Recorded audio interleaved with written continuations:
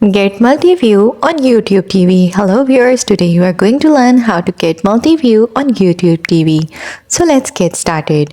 First, YouTube TV is Multiview features lets you watch up to 4 live streams at once on a single screen, and it's perfect for sports enthusiasts and news watchers. Here is how to use it.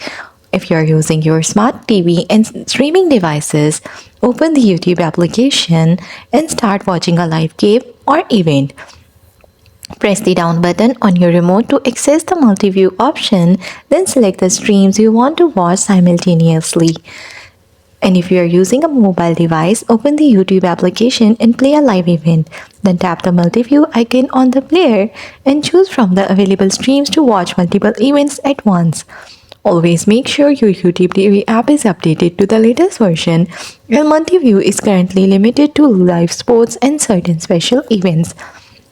That's all. That's how you will be able to get Multiview on YouTube TV.